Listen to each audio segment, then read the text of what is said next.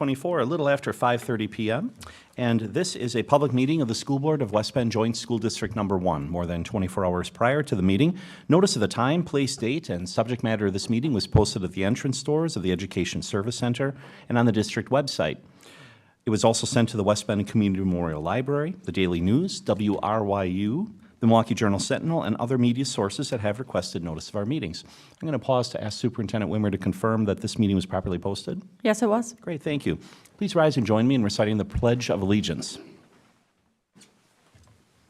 I pledge allegiance to the flag of the United States of America and to the republic for which it stands, one nation, under God, indivisible, with liberty and justice for all. Thank you. We recognize a quorum of our board with 6 members present. John Donaldson is excused absent. We look forward to seeing him at the next meeting. Next on our agenda is consideration of approval of the agenda. It was posted in advance. I'd move to approve this agenda. Is there a second? Second. Thank you, Kelly. We have a motion and second to approve the agenda. Any final discussion? Hearing none, all in favor, please say aye.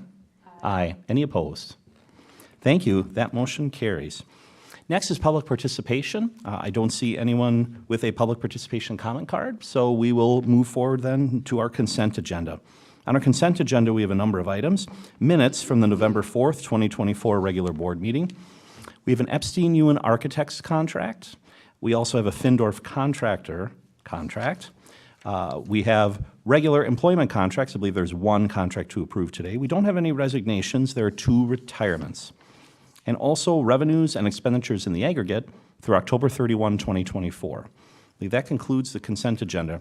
Are there any questions on the consent agenda? Chris? I just had a quick, easy question. I'm assuming the EUA and the Findorf contracts, they don't have to be bid out or anything like that? Correct. We Jen? went through a extensive process prior Yep. with both of those. So they were previously selected. It predates you a little bit. I'm just making sure that the extensions of which we didn't have to do that whole rigmarole again. Okay.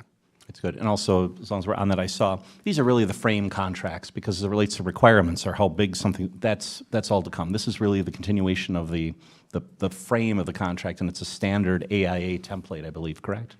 Yep. Great. So with that, I'll make a motion to approve. Thank you. I will second that. We have a motion and second then to approve the consent agenda. Any additional discussion? All in favor, please say aye. Aye. Are there any opposed? Thank you. That motion carries. Next, we move, as I catch up here on my papers, to reports. And our first report is the Curriculum Committee report, and Melanie Ergot, our committee chair, will give that report. Melanie. All right, so the Curriculum Committee met on November 12th. Dr. Trueblood presented some rubrics that are used as a tool to assist staff and administrators with identifying high-quality instructional resources. The rubrics contain subject-specific indicators and rating scales. The resources that score in the meet expectations range are moved forward for public viewing and feedback.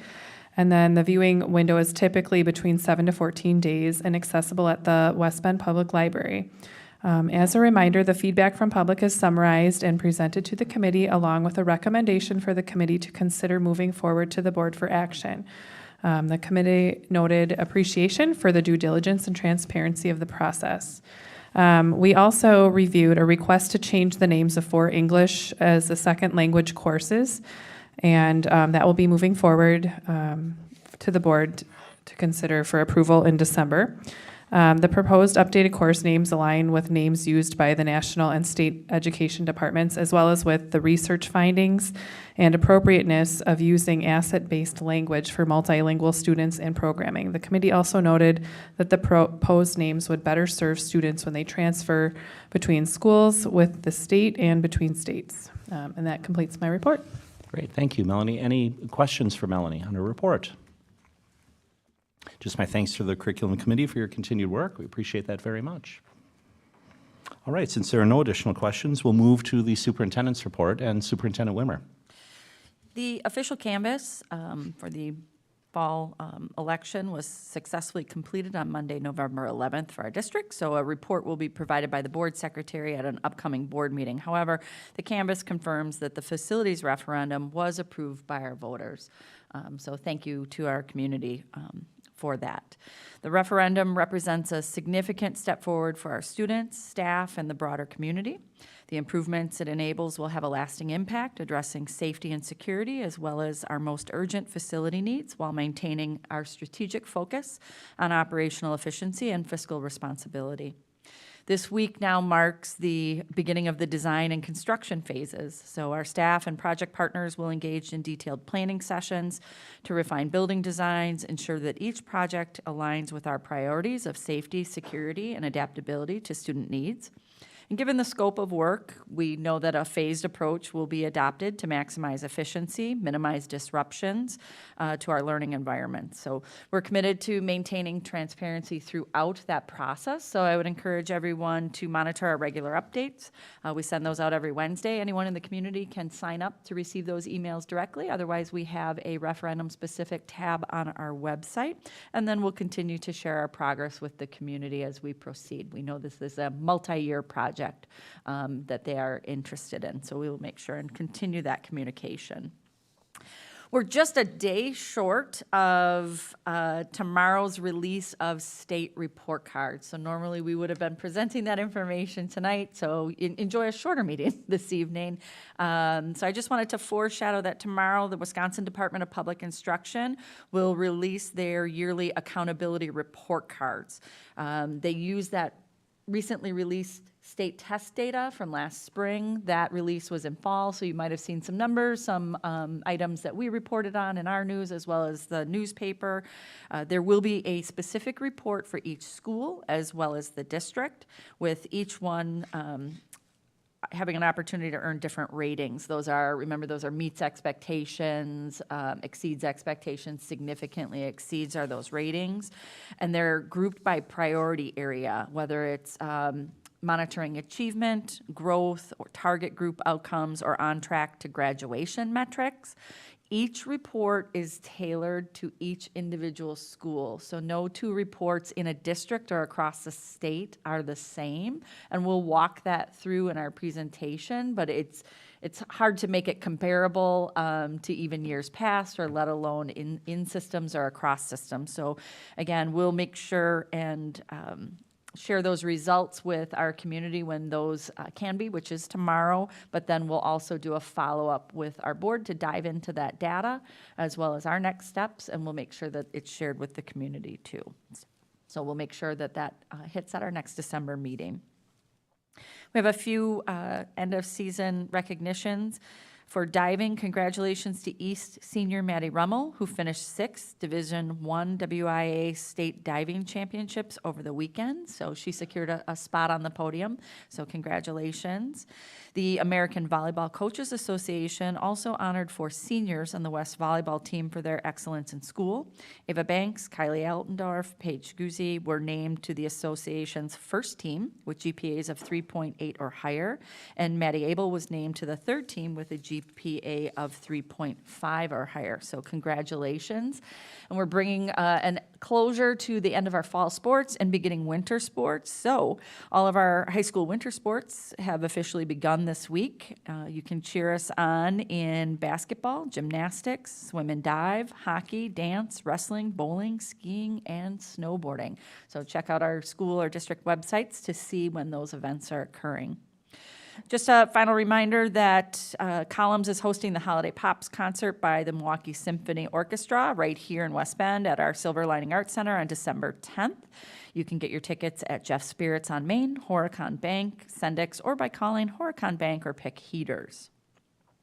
The West Bend High School Student Council is presenting their 2024 blood drive on Thursday, December 12th.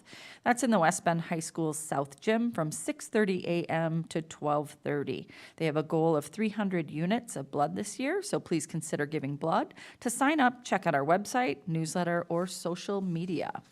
That concludes my report. Thank you. Any questions for Superintendent Wimmer on her report? All right, very good. Thank you.